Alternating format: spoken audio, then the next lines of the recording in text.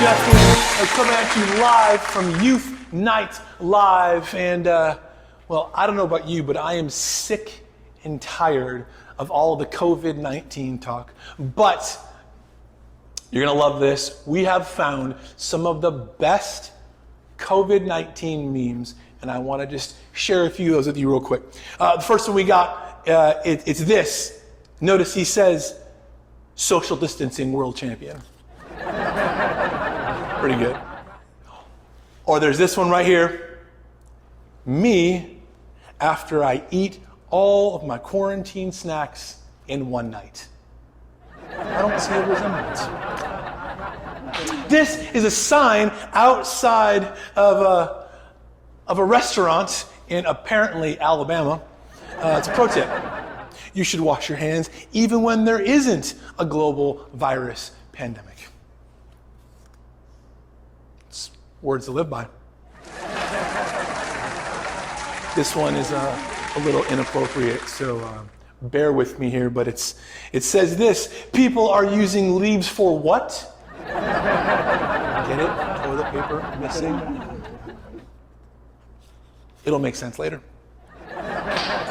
This is one of my all-time favorite memes that I have seen out there, and it's this: to those who are complaining about quarantine period and curfews, just remember your grandparents were called to war. You are being called to sit on the couch and watch Netflix. You can do this. And finally, stay together or you'll end up as toilet paper. That's gross. We got a lot planned for you tonight. Sit back, get comfortable, and relax. Take a look at this. What is up, people? I don't know if you know this, but just last Friday was National Donut Day. So we're gonna go get some donuts. We're gonna have some fun. Stay tuned. I'm gonna keep you updated. Here we go. We got some donuts right here. We're gonna have fun with these. I'm gonna keep you updated.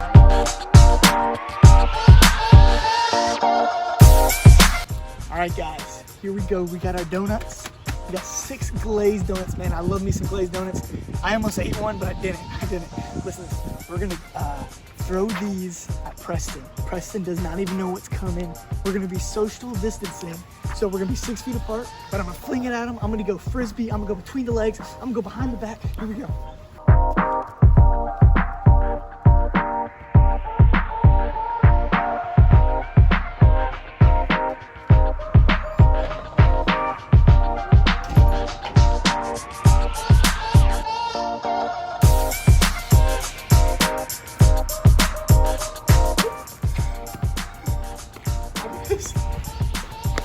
Between the legs. Behind the back. Oh, gosh. I had a punt. Back to you, Justin.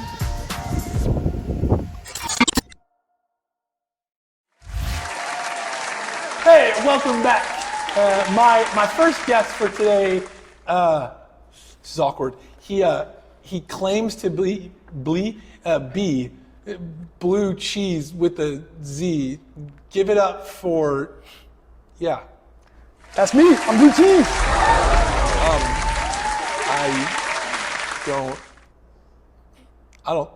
I've met blue cheese with a Z. He's got tattoos and like he's got muscles and he's got a really beautiful beard. You're not blue cheese.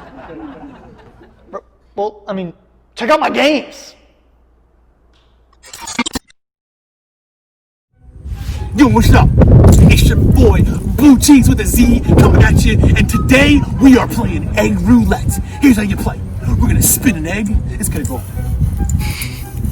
If it stops and it points at you, you get to throw it at anybody you want.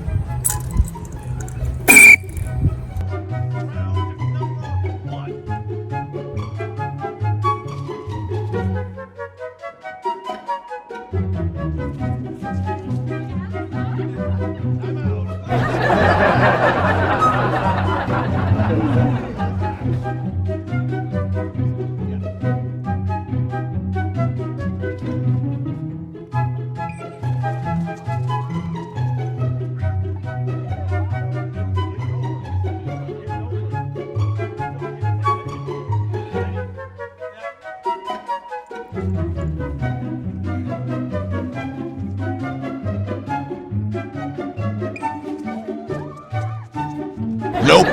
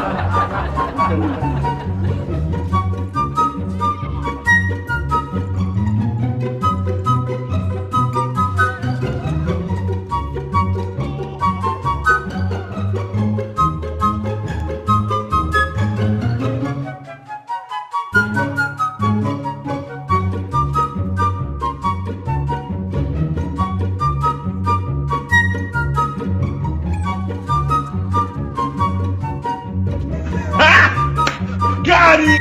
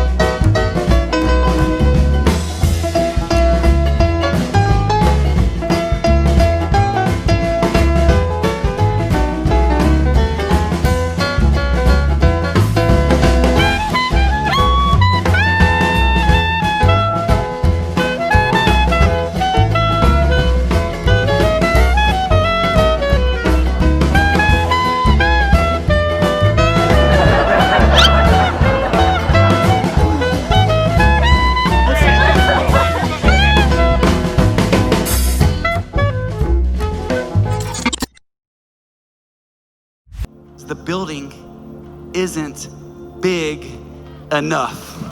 That next year, Motion 20, it's gonna happen, first of all. No building's gonna stop it. Can't you see it? Motion has never been about a conference. It's never been about lights or smoke, bands, speakers, or buildings. It's always been about one thing. The generation empowered by Jesus, putting their faith into motion. We knew that Motion 2020 was going to be special, that God was speaking. The building wasn't big enough. There was more. What we know now is this: Motion was never meant to be in one building or even 3 buildings. This year, for the first time ever, an entirely new experience. We're bringing Motion 2020 straight to you.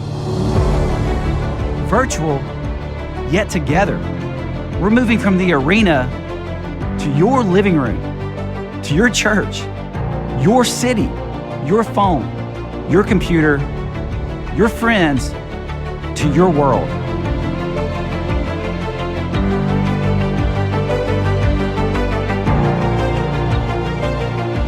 Without these walls, the impact is limitless. There's never been a better time to join the movement. One purpose, 3 days, all invited, all welcome, all belong, all together. A generation in motion.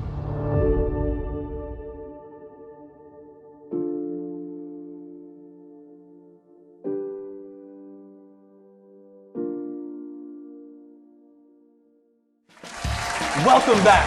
Our next guest is the lovely, the talented, the wonderful Erica. Well, thank you for that. Hello. Erica, you know what we're gonna do? We're gonna put you in the hot seat. The hot seat is all about asking questions that make you sweat. The thing is, though, is I see you have some questions for me. Yeah, I'm pumped. But I'm I'm going to turn this around on you, and I have some that I'm going to be asking you. Okay. Well, let's.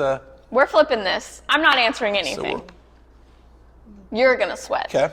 All right. And you're in a nice coat. Good thing I'm looking smooth today. But all right, fine. Bring your first question.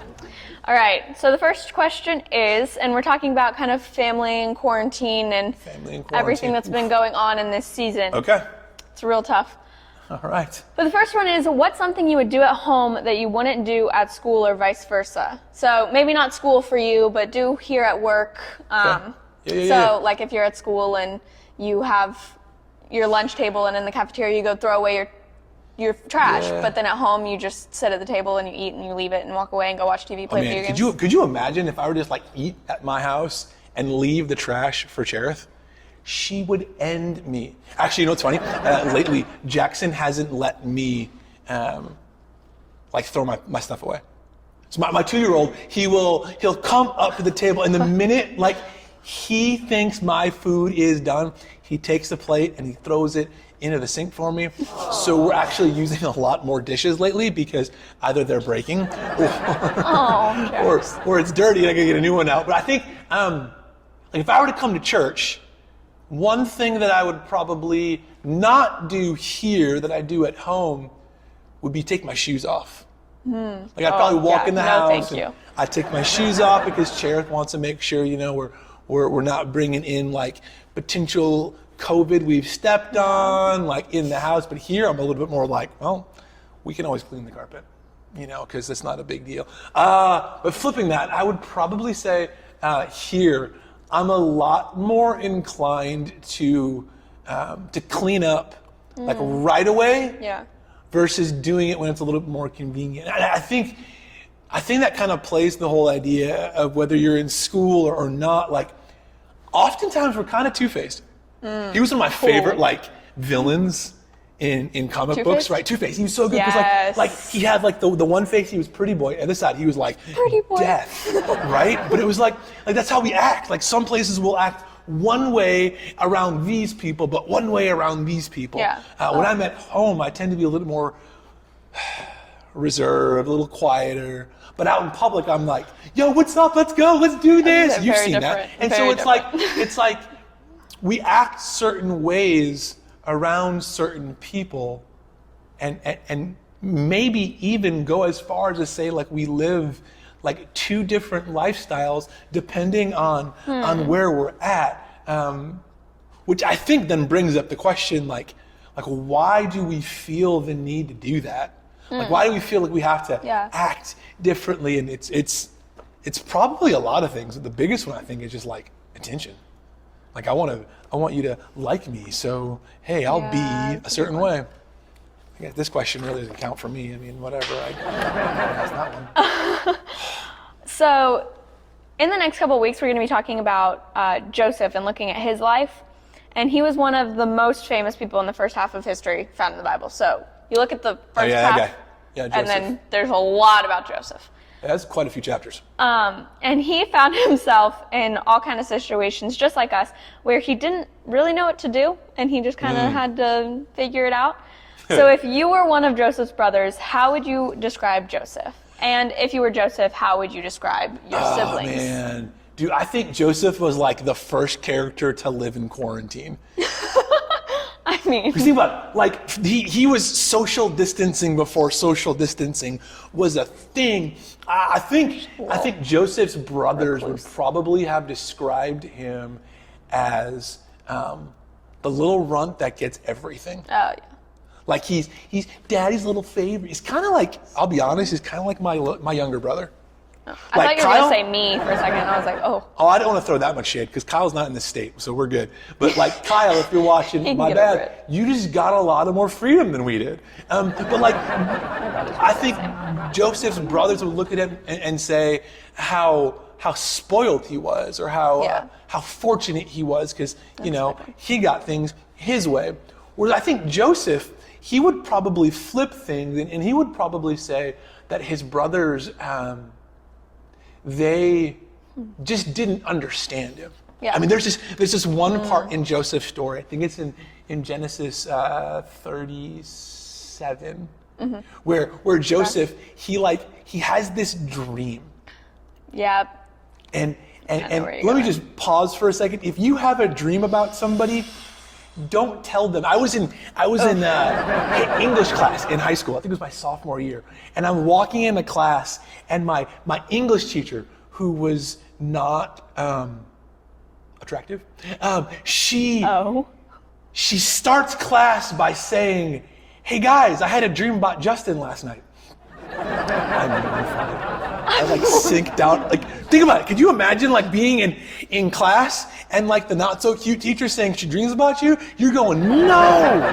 But she goes on and she says that in her dream, I was sitting at my desk and then I turned into a little crab and I climbed out of my chair and I ran across the room. I was mortified. But Joseph, in his dream, he says, guys, you are going to bow down to me. I might be younger, but one day I'm going to be the man. And you guys are going to come and you're going to kneel down and say, whoa, Joseph, we love you. Dude. Oh man. And then he goes on and tells about another dream. Check this out. As if that wasn't enough, he says, hey, mom, dad, you're going to join them. You guys are going to look at me and say, oh, you're so great. Oof, that's not what you say to your family. Dude, if you ever have a dream like that, run it by someone first. Don't just go spouting off.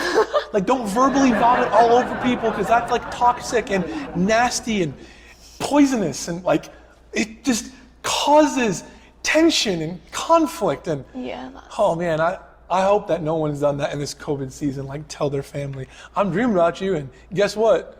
I'm gonna be in charge of you. Yeah, I'm better than you, right? I'm the man, I'm the woman. We got this question actually doesn't apply anymore, so I'm just gonna get rid of it because I don't want to ask you that. Wow, that's intense. But this next one is, how could understanding the brothers' point of view change Joseph's actions towards them? And how has not seeing a situation from others' perspective caused conflict in your family? So let's just start with, how can Joseph, understanding the brothers' perspective, change that whole situation? Well, let's back up for a minute. So dude is already seen as the favorite kid. Dad has given him this robe of many colors. I think there's a Broadway play about it. Joseph in the Technicolor Dreamcoat. I may have said that wrong, but don't at me. But here's the thing, he's rocking this robe, and the robe says, Dad loves me more. Yeah. And the brothers are already annoyed, but he doesn't see it. He's so zoomed in. Dude might as well be walking around on his phone being yo, what's up, guys? Totally oblivious to the world around him. Brothers just right here. They're hey man, can you look at my coat? Selfie. Look at this. Hashtag dad's new coat. They're just annoyed. Dad's new coat. And then he comes and says, oh, by the way, I'm going to be in charge of you. I think just looking at the perspective and saying, hang on, they already don't like me right now because I have a tendency to run my mouth. Mm-hmm. Maybe I shouldn't tell them that I'm about to be their boss. Maybe I should, worst case scenario, ease them into the process. Yeah. Don't say, hey, I had a dream about you, and by the way, you turned into a crab and ran across the room. That's just not a good way to start class. And my guess is Joseph, he's at the breakfast table going, hey guys, how'd you sleep last night? I slept good. How about you? I slept good too. Guess what? I'm going to be your boss.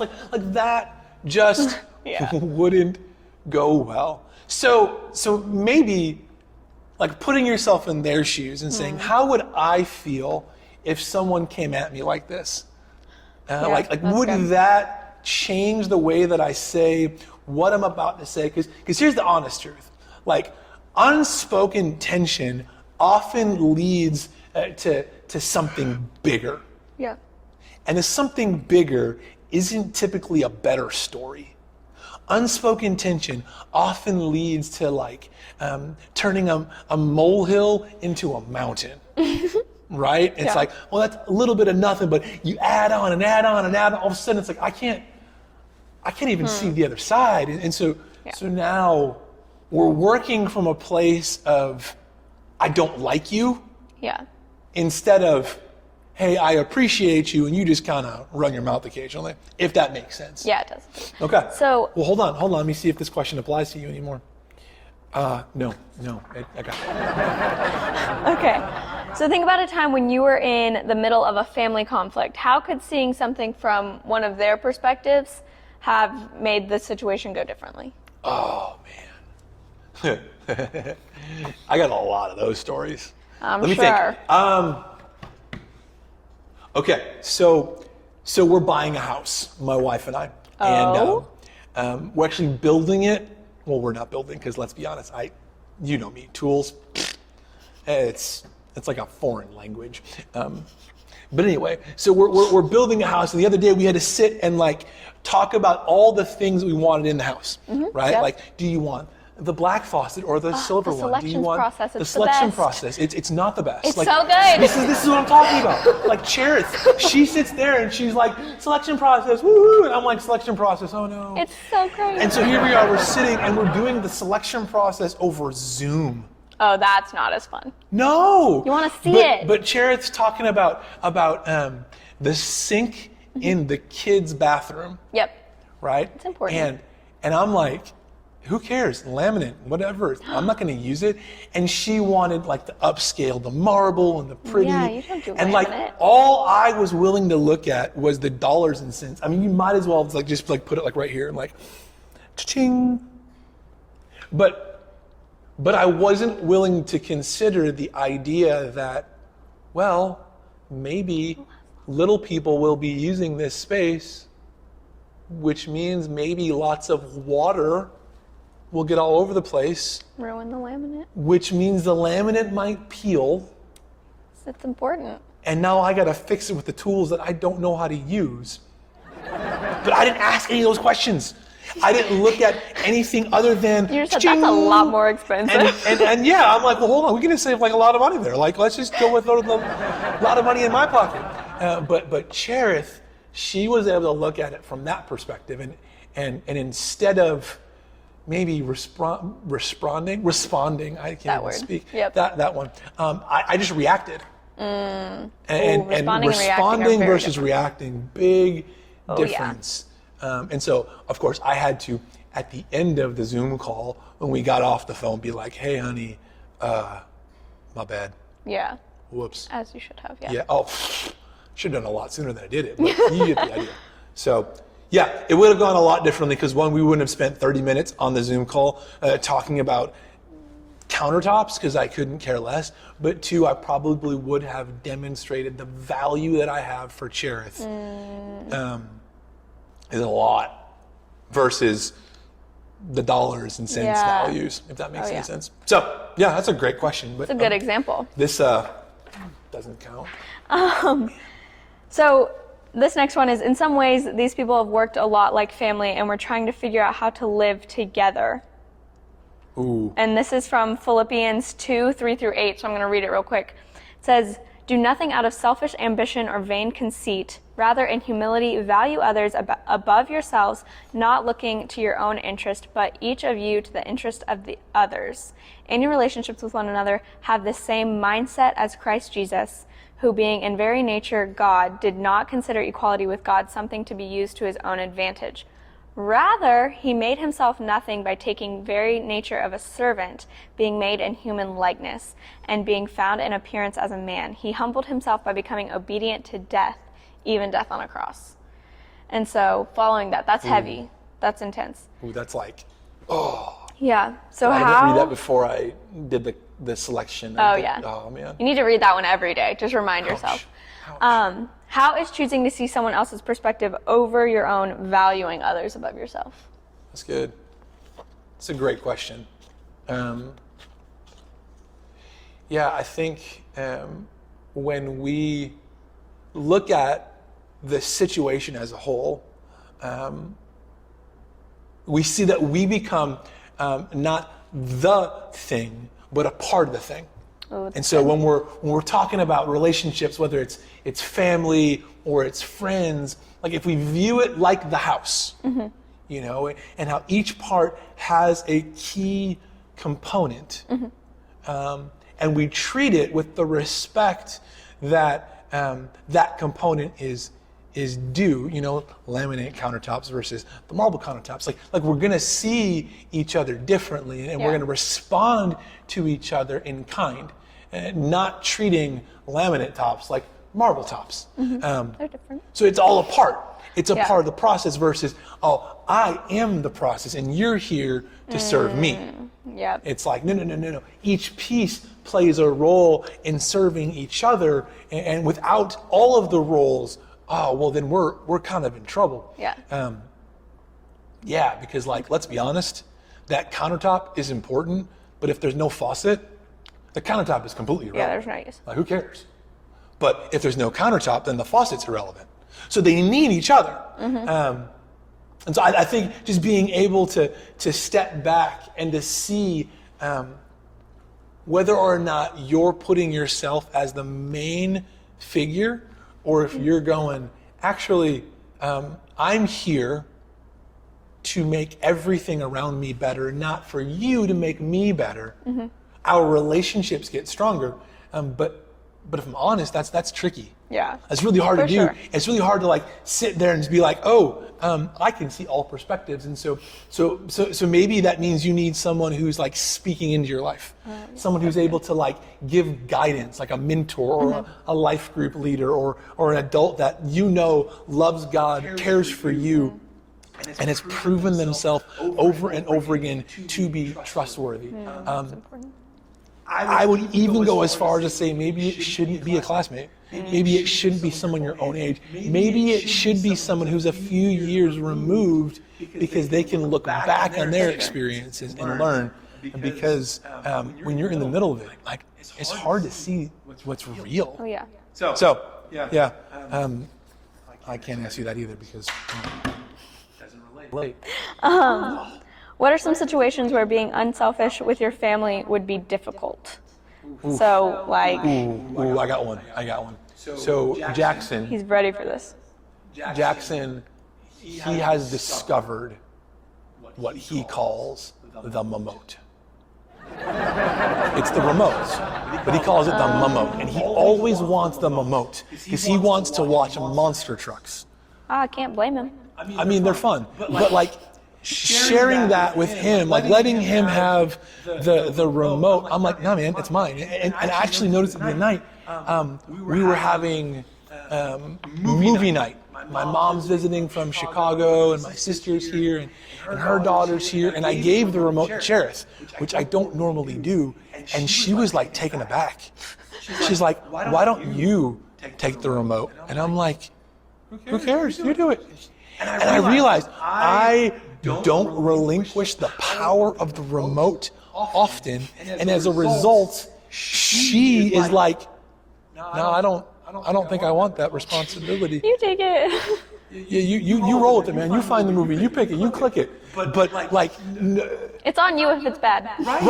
Right. Because I have so frequently been the owner of the remote, and that's a problem.